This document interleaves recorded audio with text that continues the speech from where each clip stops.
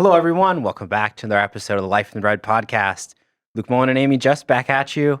After it's been a few days. We let things cool off. We got a lot to talk about, a lot of important basketball action, and of course, we want to preview spring football right around the corner as we record this. Just about to start. Lots of other sports going on as well, but lots of big action in basketball. And let's just get started with postseason. Postseason is here. We've been watching some March Madness, getting those results in. A lot of fun games so far already. Bracket busted? My Final Four is intact, and my Elite Eight, I believe, is intact. But I picked a lot of upsets that didn't go the right way. But I did get the Furman one, so I for me. I highly regret taking Virginia, but what are you going to do about it? Hey, I know someone who had Arizona winning, so fair enough. Yeah, couldn't be me. Rock chalk, baby. Could always be worse. Yes, it could. But here in Lincoln, the only postseason basketball we got going on right now, women's NIT, already underway, already a game in. Nebraska, one of the first teams to start that tournament. But just to back it up a little bit as to how they got there, lost to Michigan State, second round exit from the Big Ten tournament. Already, they were already kind of falling off the bubble, certainly for the NCAA tournament. But that loss, really kind of cemented things. But hey, they get a high seed, if there was a seed in the women's NIT. At least they get to host. They're set up, and that I think it's interesting. How they divide it up regionally, which is kind of interesting to limit down on travel. But they get started hosting Missouri State and came out with a very strong effort, 74-65 win in that one. Yeah, Sam Hybe just would not be denied in the paint. I think all of her attempts, but her last one, were layups. All of them. Missouri State just couldn't stop her. And that's what she wanted. She's like, I'm going to keep attacking the paint until they can stop me, and they never did. So that's the key to victory. Obviously, Izzy Bourne, double-double machine. Jazz Shelley's half-court buzzer beater was one of my favorite things I've seen all season. Oh, absolutely. That was fun to watch. Chucked it up there, and nothing but net. Great. Yeah, it was very close to, I think it was like a 5-point game or something like that when she made that shot. So, that's big. It helps you take on some momentum. But yeah, I thought it was a good performance. It wasn't, maybe you'd want to see them separate a little bit more because, it was kind of like Missouri State hung around a little bit. But hey, they're a strong team as well. Obviously, you make the postseason, you're going to be pretty good. And next up, hey, another home game here coming to PBA, Northern Iowa. Come to town 2 p.m. on Sunday. They beat Colorado State 88-76 in their first round game. And winner of that will advance to the Sweet 16, potential matchup against either Missouri, Kansas, or Western Kentucky, depending on how those other matchups shake out. Couple of schools that you're pretty familiar with there. Yes. So what worries me about Northern Iowa is that's a really high scoring game. Mm-hmm. It's been a while since Nebraska was in a game. High scoring is that? Like, you need to score 90 points to win? It's been a while. So gonna have to up the pace. Rebounds are gonna be incredibly important. Nebraska did not have a great rebounding day against Missouri State, like their 5th lowest on the season, something like that. So they really need to shore that up, and their defense needs to take a step forward as well. I haven't dove into UNI quite yet, but just looking at the surface, that could be a high scoring game, and Nebraska needs to, continue to do what they do best, and we'll see what happens. But yeah, if they play Kansas, which I'm shocked that Kansas didn't make the NCAA tournament. They deserve to be there. Yeah, I had a great year. Yeah. It's baloney that they didn't make that tournament. But one of the blemishes on their resume came right before Christmas when they lost to Nebraska in a triple overtime thriller at PBA that I watched on TV because I did not want to make the trek out with the terrible weather. But yeah, that would be a fun rematch. Plenty of good storylines there, sure, if that were to come to fruition. Yeah, so a lot of talented teams in this grouping right now, and as you mentioned, that Northern Iowa matchup will be pretty tough. But Sunday, hoping maybe a big home crowd will come out, see what they can do because of course this women's team is trying to make a deep postseason run. Already one game in, a few more to go, so we'll see what Amy Williams' group can do with that. But on the flip side of things. The men's team, no postseason basketball. They're done for the year after that one and done at the Big Ten tournament. Yeah. So, in my talking with my sources, the Nebraska team knew that they probably needed to win 2 hmm at the tournament to have a chance at sniffing the NIT. Obviously, that didn't happen. They were on the bubble. North Carolina dropped out. Too good for the NIT.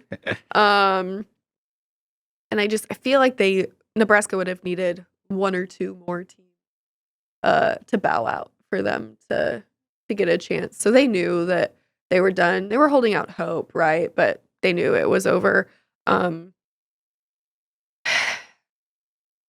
2 years in a row where they have fun late season runs. But ultimately, no more Myers basketball for them. And so it's a quick turnaround as they look to the future. There's a lot of people to replace. Derek Walker is a huge loss. So is Sam Griesel, Bandamel, and then 2 players have already gone into the transfer portal as of this recording. Oleg Kojanets and Dunham Dawson have thrown their names into the ring there. Who knows if there could be more? The average the last few years has been 3. So that's what you're seeing around the country. But the biggest piece of the offseason is they need to figure out what Keisei Tominaga is doing. And it's a huge decision for him, right? So he can come back or he can test the NBA waters if he would like to do so. Some people are like, what? Like, he's not ready for that. Just because you're not ready for that doesn't mean that's not valuable information that you can get. So when somebody now tests the NBA waters, they can get an agent to help them through the process, and they can get evaluated from, that standpoint, what they need to do to get better, to give them a better chance at playing professionally. And I think that would be smart for Keisei to do. That doesn't help Nebraska with the timeline, because if he declares to do that, the withdrawal date is like midnight on May 31st. So essentially June 1st. That's a long time. But Keisei is so important to what they're doing that, you hope he comes back, but we'll see what happens there. But I expect not knowing for sure what he's going to do for quite some time. And always he could go play professionally in Japan. He turned down pretty significant money last season to go over there. So he would only expect with the season that he had that the numbers would go up drastically. But his goal, and he hasn't been shy about this, is playing in the NBA. And I don't know what it would take for him playing professionally in Japan to make the jump to play in the NBA. Like, I don't know if there's a pathway for that to happen, or if he'd need to be a trailblazer in that regard. So wouldn't surprise me if he sticks around here, but it also wouldn't surprise me if he left. Got a big decision to make. Absolutely. It's a really good point you bring up too about the evaluation process that they get before the NBA draft. Because that you figure obviously for a guy who has those NBA aspirations, that's going to be your go-to to figure out exactly how the league kind of views you, or if you have the potential to raise your stock with another year. So I'll be very interested to see when we might hear about that and his plans. Yeah. Selfishly, I'd love him to come back. I think he's super fun to watch. But that's his decision to make. So. And I think, too, it kind of changes the trajectory of the offseason, too, because you lose Keisei, it's like, okay, you got to go out, get another three-point shooter, or a different guard, who you can expect to contribute as a scorer, because hey, there's not going to be a lot of players in the portal that have produced at a level that Casey has over the last few years. So it definitely changes the impact and I guess the type of players that they might go after in the portal. Yeah, absolutely. And regardless of what Casey does, I think they need to go get a shooter. Because you lose Sam Greasel. And then, CJ Wilcher has been, the guy that they've tapped to be that other shooter. An up and down season for him. And if you lose Casey, you desperately need like 2 shooters. And then a point guard, like a true point guard. Sam Greasel ran point for them last year with Ramel Lloyd redshirting and Karan McPherson being hurt. Those were the other 2 point guards on the roster, scholarship point guards on the roster. So Emmanuel Bandamel had to run point a little bit. So getting a point guard will be important for them, especially since we're not sure quite yet what Ramel and McPherson are going to do. They haven't said anything either way, is what I mean by that. So point guard super important, and then you have to get a big or 2. You lose Oleg. That is the definition of a big. He's like 7 feet tall, pretty big. And then obviously you lose Derek Walker as well. So you have Blaise Keita, you have Wilhelm Breidenbach, again, but you need somebody else. As we've seen this season with Blaise being hurt, you need that depth. How does Blaise come back from that? Not sure. Hopefully good. But high ankle sprains are nothing to mess with. So glad he's getting some rest and can focus on recovery from that. So yeah, going to be an interesting offseason, and the wheels are turning as we speak. For sure. Classic college basketball off season now. As March Madness goes on, teams start to figure out how to retool and put together their rosters for next season. So we will see. Nebraska will be active as always, and some decisions to come in the next few weeks. So that's how things stand right now for basketball. But as we move into spring football, right around the corner as we record this, starts on Monday, first spring practice of the year. We'll be there. We'll get a little glimpse at what the Matt Rule era looks like, at least in terms of a normal practice to start things off, a first kind of baseline level. But as we kind of look ahead to this, I've set up some kind of burning questions or topics that we need some answers, some clarification for this spring. And at the top of that list is, of course, the quarterback position. The first burning question we've got today: how will Jeff Sims look running the offense this spring? Which is very interesting because Casey Thompson, Logan Smothers, these guys are going to be out, sidelined, at least very, very not able to participate at the same level Sims will be. So there's a lot to be seen and determined in this quarterback competition, but Sims will probably get that first crack at it, at running that first team offense. Yeah, I think it's going to be just incredibly interesting to watch. They brought him in for a reason, right? But I am saying this now on St. Patrick's Day. Try not to read too much into how things go in spring, especially at that position, because you can't have a true competition if Casey and Logan can't go. And even if they go, like, they're not going to be 100%, Yep. right? Like, they're not going to be able to do the same things. So if he's out there making really pretty passes and slinging it and doing beautiful things with the wide receivers that they have, that's great. But don't read too much into it just because Casey and Logan aren't there to defend themselves.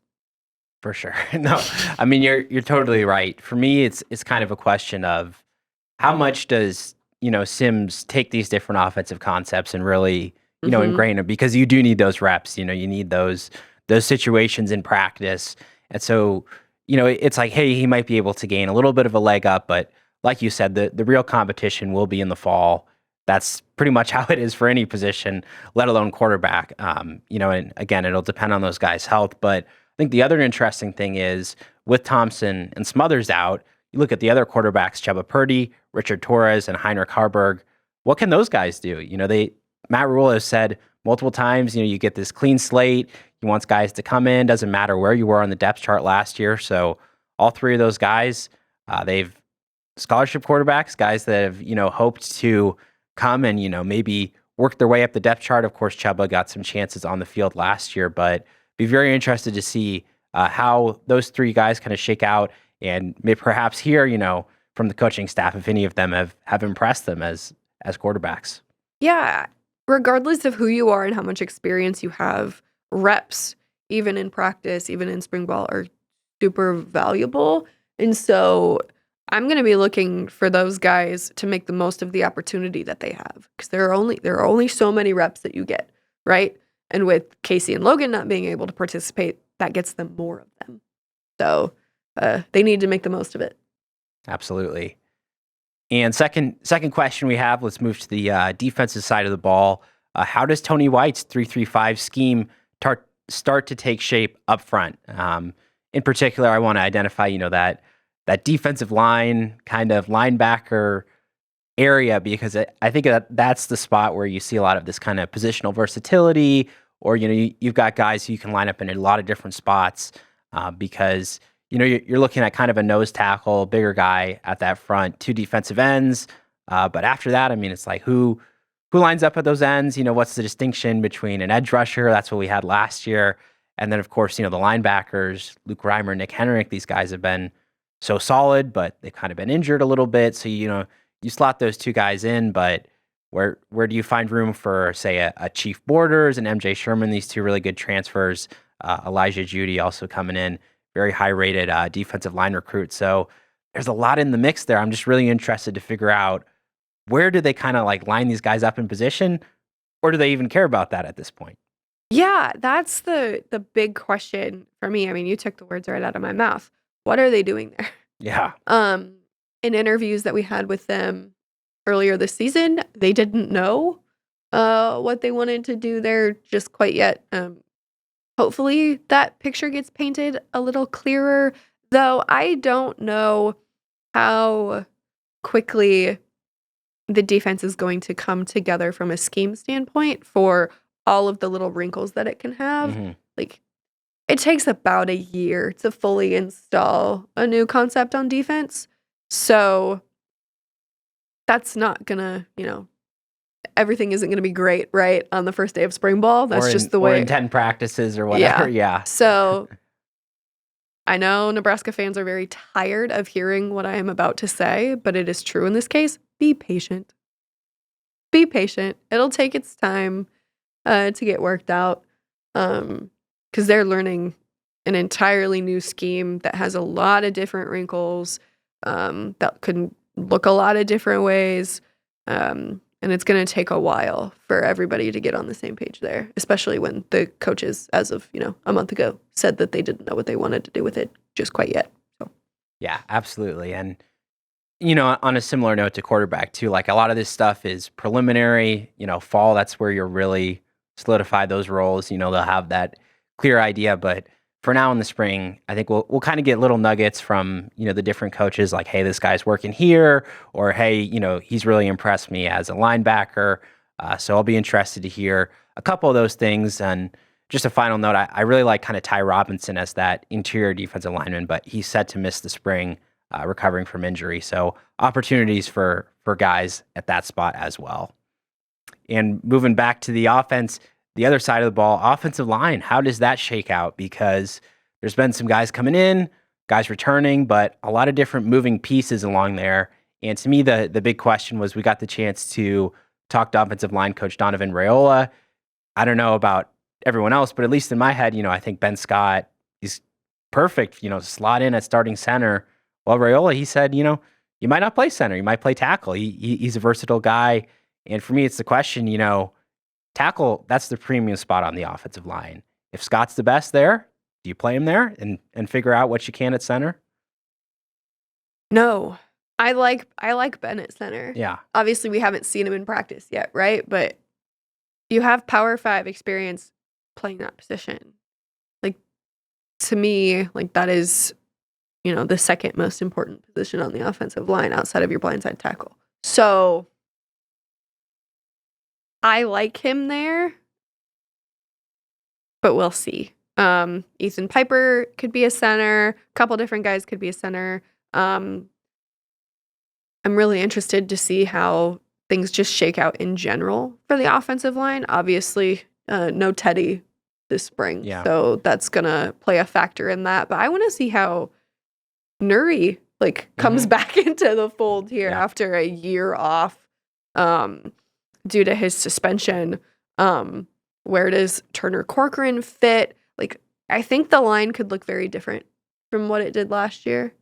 So, I don't know. I'm very intrigued, though. Same, and I agree with you. I like Scott a lot at center too, because I think part of the equation is, do you feel like you need to have him at tackle for pass protection, or do you feel like you can have him at center and hopefully, open up some spots in the run game there, along the interior of the offensive line? So, I think that'll be kind of the balance, but I think they have enough guys at tackle that I feel like he just makes sense at center. So that's what I would anticipate. But again, Coach Raioli said they like to train these guys at a lot of different positions, which is of course great. As we've seen, injuries can happen during the season. You want them to be prepared. So that'll be a similar kind of challenge to the defensive line. Again, figuring out what are these guys' best spots, and are those going to carry through all the way to the fall? And another spot up for grabs, our fourth burning question here. Only one more after that. Don't worry. But our fourth burning question: who's catching the passes? I mean, if there's a spot where you're like, who's going to be the starting wide receiver who's going to be the starter, I should say, on day one, wide receiver is probably the hardest position for me to peg. Yeah, absolutely. I mean, Nebraska has clown-sized shoes to fill from last season. Trey Palmer could very well be one of the first receivers off the board. We'll see. But he's just so talented. How do you make up for that lost production? I'm really interested how IGC Isaiah Garcia Castaneda works back into the fold. He entered the transfer portal, came back. But I really want to watch Xavier Betts. I think his speed could set him apart. And then obviously Malachi Coleman as well. But that's for later. Because this is spring football, I'm getting ahead of myself. I just talented people all around. But yeah, as of spring, there's a lot of different wrinkles. I keep saying that word, but it is what it is, because you have Marcus Washington, who has a lot of playing time. Same with Billy Kemp. I think he's older than his position coach. So there's a lot of different ways that they could go about this. Yeah, and as we kind of look at what they did at this position in the offseason, they signed 6 high school wide receivers, added 2 from the transfer portal, and as you mentioned, welcome Betts and IGC back to the team. So that's 10 new wide receivers, 8 with the 2 guys that came back, but, potentially a lot of overhaul there. Marcus Washington was a great complementary piece there to Trey Palmer. Can he step up as one of those top options? I really like Virginia transfer Billy Kemp. I think he's going to be big impact there in the slot. You also have Baylor transfer Josh Fleeks. So obviously familiar with Rule and some of those things. I really like Betts too. I think him and Coleman are who you'd look at as kind of that outside wide receiver. So as you mentioned, he won't be in spring ball, so that'll have to wait till the fall. But as we kind of look ahead, it's like these guys who are here for the spring, because not a lot of those high school guys are here. So Betts, IGC, some of these scholarship wide receivers who haven't really seen the field so far, that'll be their opportunity to make a strong impression this spring. And our final one, kind of a general question for the spring: what's different under Matt Rule? Because there will definitely be some noticeable changes. We'll get the chance to see that because, for one, we'll have a little bit more media access this spring. Woohoo! Even if it is at the crack of dawn.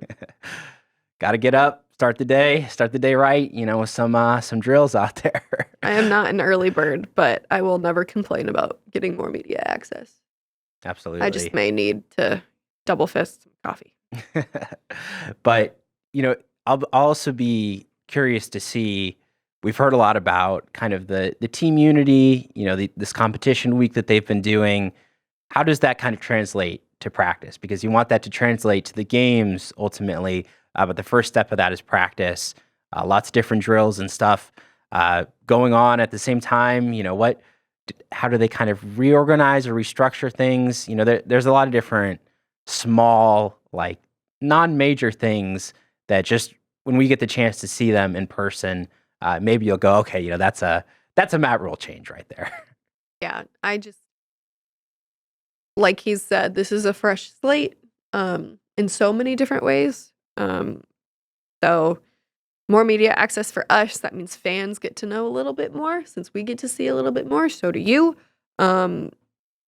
Obviously, there'll be some position changes. Who's going to be their fullback? Right? Man, that could have been a burning question on its own right there. I know. Will there be a lot of live tackling? Obviously, that was a hot topic last season. But also, will they play an actual football game for the spring game instead of scoring points in ways that are a little strange? Maybe they can have that internally, but yeah, I don't know. Not on the scoreboard, but we'll see. There's several weeks before we get to that, though. For sure. So we'll see how those changes kind of take place, if there's anything major or, if it's just kind of a few minor things here and there. But again, like you said, Matt Rule, he puts his stamp on things. He's learned a lot from his time at Temple and Baylor. Already has implemented some new things with Nebraska and spring practice starting on Monday. Stay tuned. We'll have all the updates. So plenty of coverage and details to come from that. But want to touch on a few of the other Nebraska sports going on right now before we wrap things up. And as we record, of course, the wrestling team competing right now at the NCAA tournament. Nebraska had 5 wrestlers advance to the quarterfinals: Liam Cronin, Brock Hardy, Peyton Robb, Mickey Labriola, and Silas Allred. And already this morning on Friday, Liam Cronin and Brock Hardy into the semifinals, which assures them All-American status. I think Nebraska is in the top 10, maybe a little bit higher than that in the team standings as well. So they're having a very strong start to their NCAA tournament. Good for them. They did really well last week, so this isn't surprising. Yeah, absolutely. And those guys, I mean, those 5 that all made the quarterfinals, they were all competing at such a high level all year. So not a huge surprise to see them do it at the highest level. And in track and field, just recently competed NCAA indoor championships where 8 Huskers earned first team All-American honors. Axelina Johansson in the shot put, Jonah Wilson shot put, Darius Luff in the hurdles, Jenna Rogers in the high jump, Maxwell Otterdahl in the shot put, Till Steinforth in heptathlon, and Taylor Latimer in weight throw, Mason Connor in the high jump. So a lot of different events. I believe Brenton Emanuel, team coach, also brought home some region honors, some other kind of end of season awards trickling in, but very strong performance. I think you look at all those first team All-Americans, and for Justin St. Clair, recently became a permanent full-time track coach. Really, really strong indoor season for them. Yeah, and you look, a lot of throwers, and those throwers, like the reason why some of them are here is because of him. Yeah. Which is really important to note. So he can see talent, that's for sure. And they will, as is the beauty with track and field, outdoor season just right around the corner. So they'll have the chance to keep continuing all those strong efforts. So that's that with track and field. And onto our spring action right now, softball. Just a quick recap for a few of the games that have gone down since we were last on here. Lost a pair of games to a very good Wichita State team, always competing at a very high level there. Beat Missouri State twice, Omaha twice, and finally we get Big Ten play, some home games here coming to Bullen Stadium. Purdue is up next weekend. So softball off to a very strong start. I'd have to imagine they're very pleased with how this non-conference slate has gone. But now you get those home games, get that Big Ten play, and I think that'll be a real test for Ron Ervel's group. Yeah, I mean, I can foresee them building off of last season and continuing to do something special. Absolutely. Courtney Wallace, we mentioned her pretty much every episode, but she is a dominant dominant force out there. She's so good, Yeah. man. She's so good. It's like not even fair how good she is. No, I mean when especially when you're a softball pitcher and your stuff is, all over the place. They've got these rising, pitches. You got these different types. I mean, it is really, really tough for those hitters. It's just for someone watching from afar. It's like you got to appreciate the craft and how good she is at it. She's so good, man. I've said that before. I will continue to say it again. Yeah, we'll continue. We'll continue every week. I've got no words. Honestly, she's phenomenal. Absolutely. And finally, on to baseball. Baseball team had wins over Northern Colorado and Illinois State, pair of wins against both those opponents, and that brought the team to 9 wins over a 10-game stretch, averaged 9.7 runs scored per game. That was all 9 wins on the year coming from that stretch, but that ended with a 10-6 midweek loss to Omaha.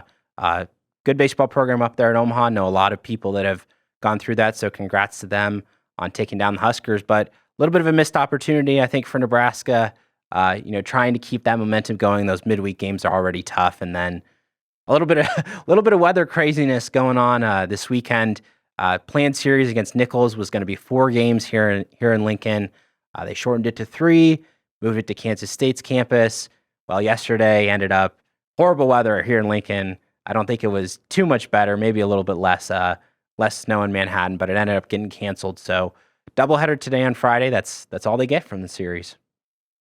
Oh well, weather, Nebraska weather in March. Yeah, Midwestern Marches. Yep. This happens. Games get canceled every year.